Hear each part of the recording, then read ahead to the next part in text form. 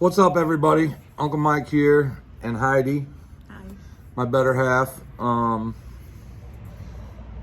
got a lot of questions over the past few videos of, how did I get into racing?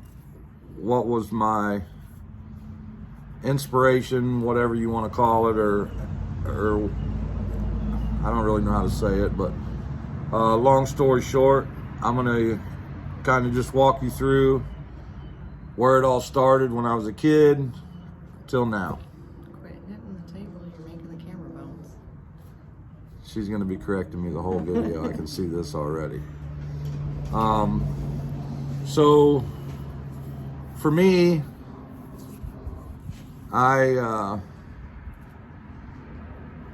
was always running around trying to be fast on everything. I had a bicycle. I'd try to outrace everybody, and I just like going fast. Long story short, as I got older, I did a little BMX racing. Wasn't too good at that. I could wheelie a bicycle a long way, but racing and stuff, it really wasn't my thing on a bicycle. I ended up playing sports. I played football and baseball. I was really good at baseball. And when I was 16, I got into a program called Work Release, where we didn't really have a lot growing up. My parents did the best they could. My dad had gave me a car, so I had a car, but I pretty much, if I was out of gas, I had to figure out how to get gas in it so I could go. I was dating a buddy of mine's daughter that owned a body shop here in town. His name was Fred Cox and Tim Wood, and then I call him my older brother. His name was Bert. But I was a 16-year-old kid, didn't know a whole lot, still wet behind the ears, whatever. And I worked around the shop, sanded, detailed the cars as they got them painted. Fred took a liking to me, and as well as all three of them. But so Tim, he raced mini stocks at the dirt track, and the other owner, Fred, he drag raced. He had a 63 Chevy 2. And I want to say Scott Sanders' dad, Ed, and him were partners in it. I remember something to that effect. But anyway, I always loved that car. Friday night, I'd go to the Roundy Round races with Tim and Bert. Saturday, I'd go to the drag strip with Fred.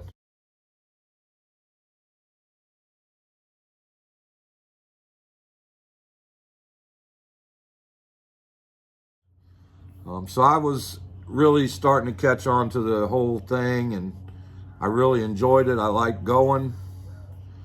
And as I got older, I moved on from the body shop. I stayed very good friends with Fred and still friends with Bert to this day.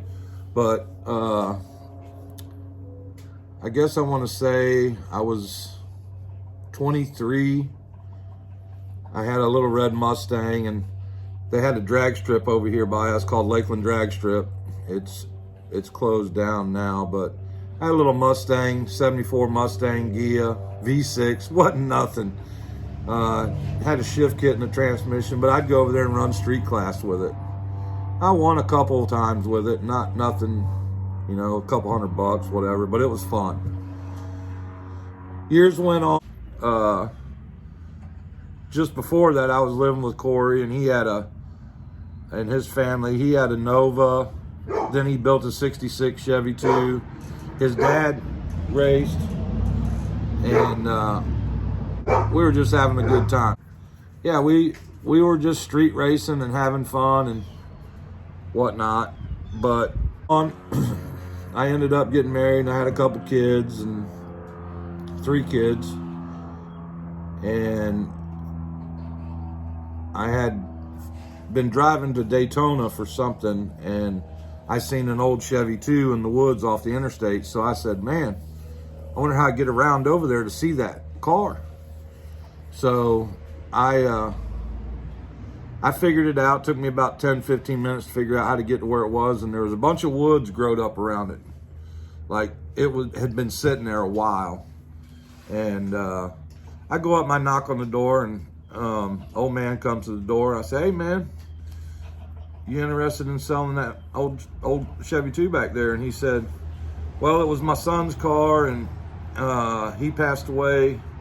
I don't know, I remember if it was Iraq or whatever, but he got killed, and he was going to make a race car out of it, and it's kind of souped up a little bit." I said, "But it hasn't moved since he left."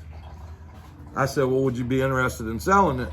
And I'll finish his dream out." You know, I said, I want to make it a race car.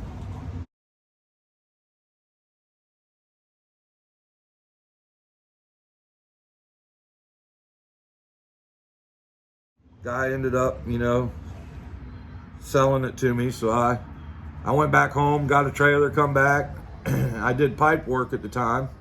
So I had an extra battery in my truck for my pipe laser. So I threw it in the car and poured a little bit of gas in it. And it fired up. I couldn't believe it. Been sitting there about 7 years or so. And backed it. I put air in the tires, backed it out, loaded it up on the trailer, took it home. And that was the beginning of the end right there. At the time, I get this car and I call Corey. I say, "Hey man, I bought me a Chevy 2. He said, "Cool," you know. So I brought this car home, and Corey had a little shop, so he was renting by himself. So I ended up splitting the shop rent with him, and so I had a place to work on this car because I didn't have no garage or nothing where I lived. And we pulled this thing in there, and we never even took the motor apart, looked at it, nothing. We kind of just started cleaning it up. I cleaned it all up. Corey said, "Hey man, I got that Big Shot nitrous plate over there. We ought to stick that on there." And Corey had built new headers or something for his Chevy too, so he had the old ones off, and they were fender exit headers, and they bolted right on my car. So I got them from him. We put them on, and they were about wore out already because he had bought a car. He had bought his car, and they had them on it. Well, he built new ones, whatever.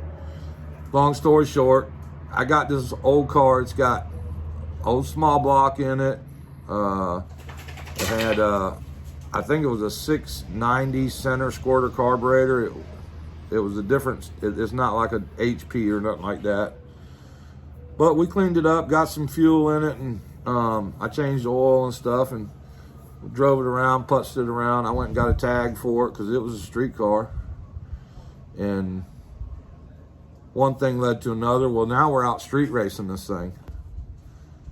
Taking it down to the street races and street racing. And I mean, it was fast. I don't believe that we ever lost a street race with it. Well, we tore the motor up, and when I pulled the motor apart,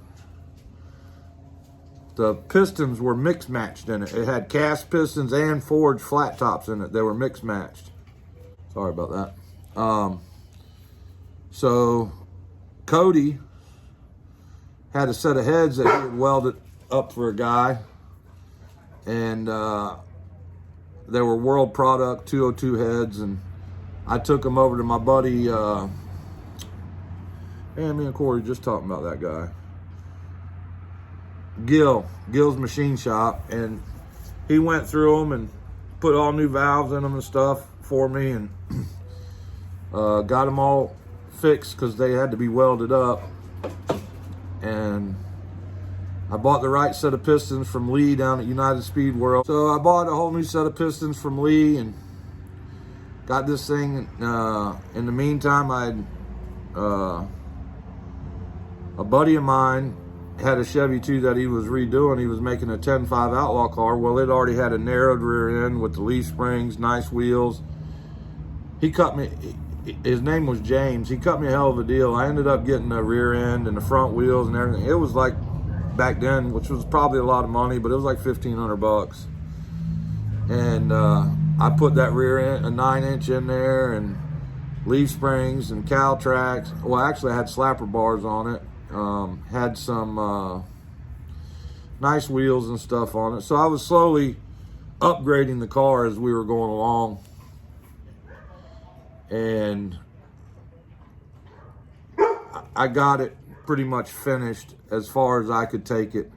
And when I made a deal with Cody for a 10.5 Outlaw Camaro that Jimmy Taylor was building, and he ended up trading the car to Jimmy for that Camaro, and Cody really didn't want that. That's when all of a sudden now radials, the BF Goodrich radial class was coming in play, and Cody really wanted to do the radial thing because Troy Perez was out there doing it, and everybody was, that was the thing, the big thing. I didn't care. I just wanted to go racing. I didn't care what I had. I figured I could go a little faster with a Camaro, so I ended up getting the Camaro. Cody, and I'll show you pictures, Cody took the car that I had finished, and when I got finished with the car, it runs 6 flat with it had a 355 in it, nothing special, 4-bolt main, but it runs 6 flat almost every pass, and it was a street car, so it was a pretty fast street car. Long story short, I got the Camaro. Cody went on with the Chevy 2.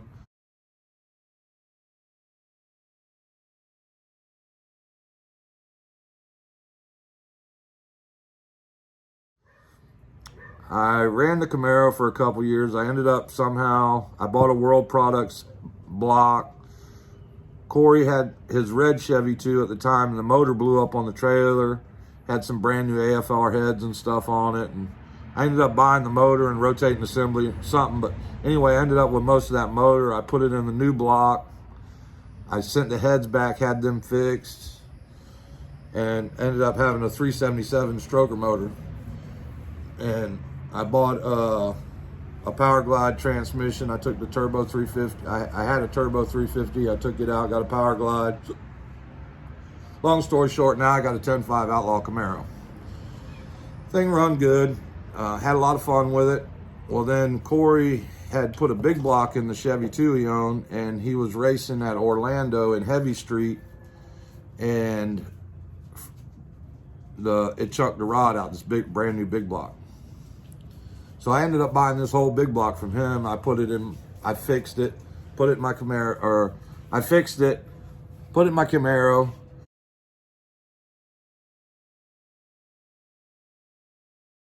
Was fixing to start running it. Well, Cody had a race in my old Chevy 2 down in Immokalee, and I said, well, shit, I got that big block at the house. If yours is hurt, we'll just throw mine in there, and we'll go run the race. So that's what we did.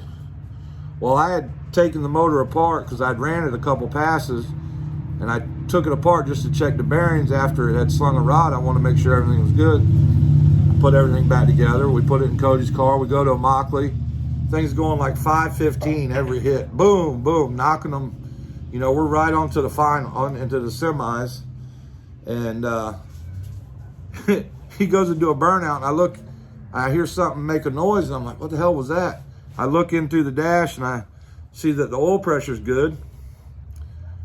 And I said, did you hear that, Cody? He's like, nah, I ain't heard shit. And I said, well, go ahead, Boy, he brought that thing up on the brake, and when he let off the trans brake and that first kick come on, it chunked the rod out the side, backfired through the carburetor, blew the hood off, caught on fire. The vacuum pump was on fire, or the vacuum reservoir was on fire, and he rolled about 3 foot and stopped. And I'm telling him, get out, you're on fire, trying to get the hood off. But yeah, I forgot to retorque the back rod bolt. So that was my fault.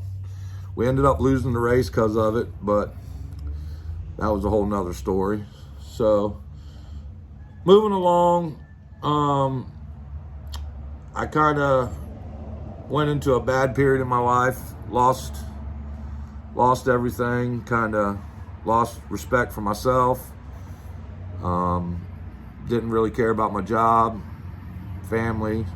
It was rough, and lost my car, lost all my stuff, and I ended up getting my car back, and they had crashed it, but I got my car back when I was getting my life back together after the dark paths I went down. And so I got the Camaro back. I sanded it, got it all painted, which I'll show you pictures of it after I got it put back together. Still had a lot of work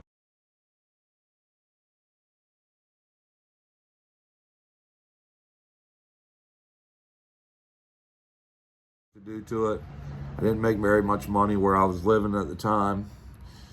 Really wasn't a racing atmosphere. Well, when my middle daughter graduated high school, I said, I'm done living up here in the cold. I'm moving back to Florida. I moved back down here, I want to say in 2008 or 9, and went to work, got me a good job, started making money, doing the right things. Life's getting good.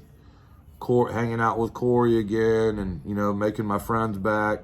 Not that Corey was never my friend, he just was mad at me, and I don't blame him. I wasn't the person that I used to be growing up. But I got my shit back together. Corey had bought Justin a Mustang big block naturally aspirated. He was like 14 years old, 13 or 14, but he was always a big kid. So we're taking him around and he's racing this car, and then he ends up buying another car, and that car's sitting. He's got another car, a burgundy Mustang. It's got a better motor and it's a little faster. We raced that for a little while. Meanwhile, the first car that he got for Justin's still sitting. And then he had a turbo car he put Justin in. He ended up selling the turbo car. And Justin raced the maroon car. Well, then they bought a small block killer Mustang. It was silver. It was called I want to say it was called Luke Skywalker or something like that. It was a skinny. I think it was a skinny man car build or whatever. But that thing was fast. And so then they had the red car and they had the other car. Corey told me, he said, "Hey man, all the stuff's there. If you want to pay to fix it up and get it back running again, that's on you. But you got to maintain it and take care of it." I said, "All right. I'm working. I ain't really have a lot of bills, so I put it was red, white, and whatever, maroon or whatever Mustang. And I don't like Mustangs. I never have. There's only a couple body styles that I really care about. But so I put this Mustang together, put the motor in it, get it all running. Cody helps me out a lot, builds headers. Corey, against his own will, he didn't really want to, but he chipped in and helped. And, we got this old car back together and running again.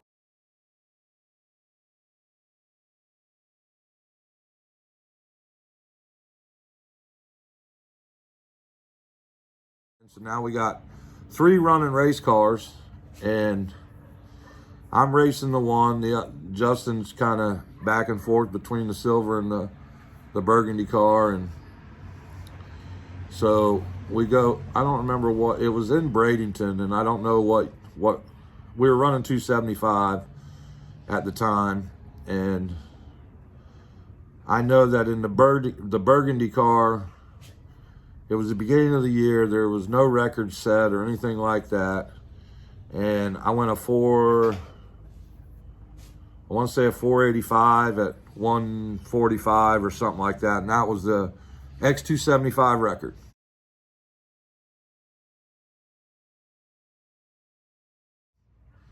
Well, that only lasted for about 3 seconds when Justin rolled up there and went 52 or whatever it was. But it was a fun time. I went to race the next morning in that car. I was excited because the car was fast. Fastest thing I'd ever really drove. And it had loosened up the torque converter bolts, and I never checked it. I just pulled it over there, parked it. We didn't make no more test hits on it or nothing. And when I fired it up that morning, the flywheel was loose. And they were calling us to the lane, so I didn't get to run. Long story short, we moved on from that. I well, I kind of skipped over. Before I came back, I had come down, and he's my brother-in-law now, but at the time he was just a buddy of mine. He had a Firebird, and I called him up. I said, "Hey man, what you doing?" Because I tried to fly down to Donald's races and watch the racing and hang out with everybody, and he said, "Not much." We got to talking, and somehow I was going to drive his car. Never drove it before. Been a while since I drove. I mean, there was probably a lot of variables that happened there, and I've always felt bad about it, but there's nothing I can do about it. You know, that was just racing at the time. I made a pass in it. Seemed like everything was working good.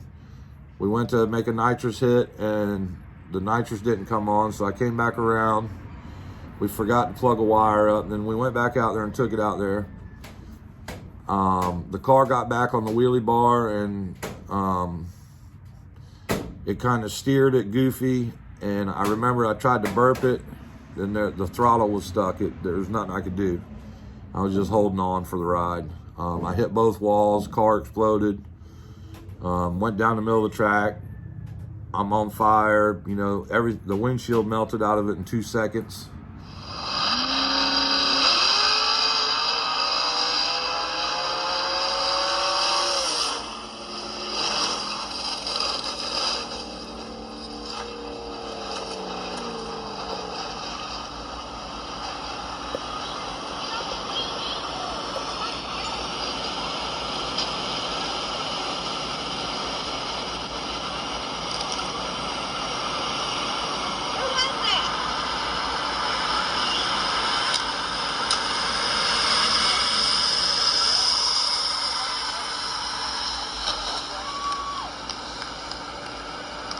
Get out?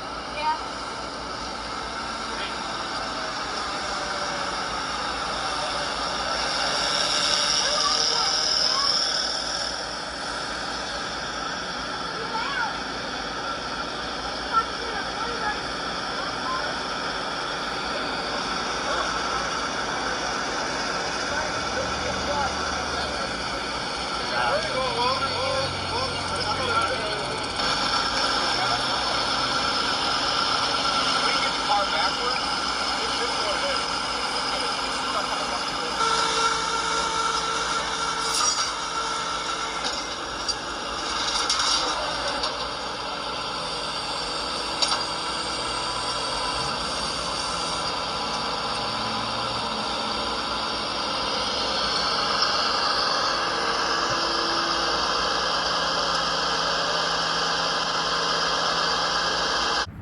And I was in intensive care for 11 days.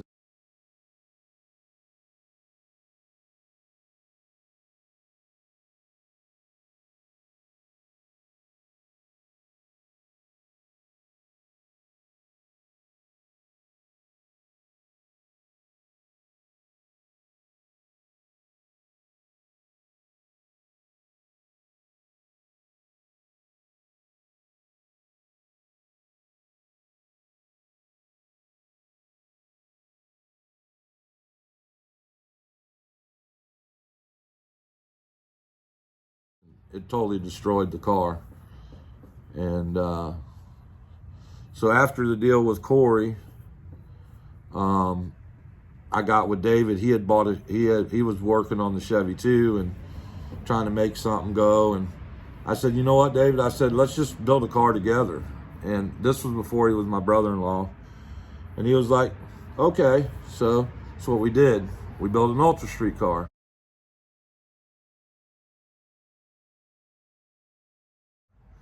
And we campaigned that thing for 2 or 3 years. And every year we put a little more money into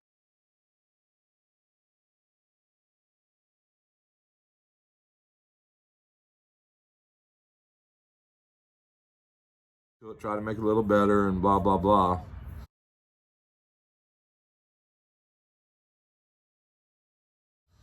Well, it just got to the point where them small blocks, you know, we weren't up to the knowledge. We didn't have the money that some of them guys were dumping in them cars, and we just couldn't run with them. You know, we had fairly decent stuff, and we wasn't even close. So we decided we were going to put a big block in it. And I moved away. We did buy a big block, but it had to get all tore apart, rebuilt, all put back together. So we did that. We sold it, or sold the small block, put the money back in the big block. Well, I moved back to Florida. Me and Heidi were living in Illinois. We moved back to Florida, and I take it over to Cody's to put a set of headers on it and get this thing running so we can go have some fun with it. Well, that went south real quick.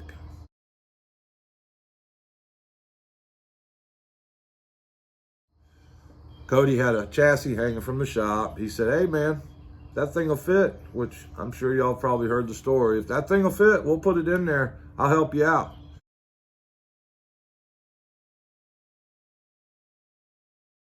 So when he said, I'll help you out, I figured, okay, he's going to help me, you know, get this thing back together. It's not going to take forever. Yeah, he helped me out.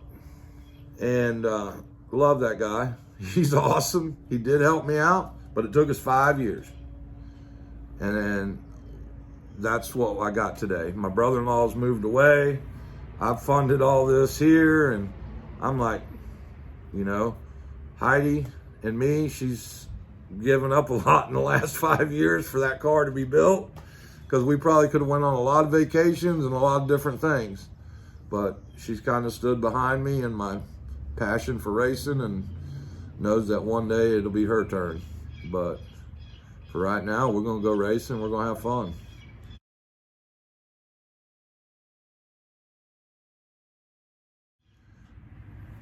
What do you think? I don't think I need to be in this video because you didn't. Go ahead. What day is today? It's not your birthday. What did you do today? I wished you happy birthday. Why did you wish me a happy birthday? Because I thought today was your birthday. Because you saw Ashley's post first that said happy birthday to me. No, I did not. Because not. nobody in my family knows when my birthday is. I know that it's between the 16th and the 19th. I can't remember what day. I'm old. I just wanted to know. You didn't know when it was my birthday either. I just wanted to know what day today is. Today is the 18th. Your birthday is tomorrow. I knew you had to work tomorrow, so that's why I come home early so I could take you out for a birthday dinner and all that. Okay. Heidi's birthday is tomorrow, everybody. I screwed up, but hey, better early than late. Well, I appreciate y'all watching my channel. Please continue to like and share. Without you guys liking and subscribing and sharing and watching my videos, there's no sense in me doing it. I enjoy putting videos out there. I'm having fun doing it. I'm trying to do it better. I'm trying to learn more as I go.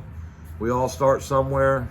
I might have started a little older in life, but I'm a kid at heart. I'm still crazy as I was when I was 20. I like to have fun. She not so much. She just wants to sit there and look at me funny. But I love you guys, and I appreciate everything that you do. My shirts, I did talk to my shirt girl. I will have the shirts on Monday, and I will be figuring out Monday the 24th. I will be figuring out a way on what we're doing exactly, whether we're putting them on Justin's website or coming up with another idea. To all my Australian friends, I think that I'm going to work something out with Simon O'Carroll, where they might be available on his shirt to save you guys the shipping price, and the shirts will get made over there.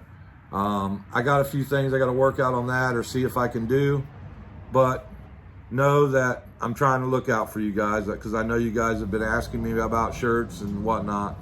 So, like I said, I appreciate everything. I'll see you at the next one. Uncle Mike out.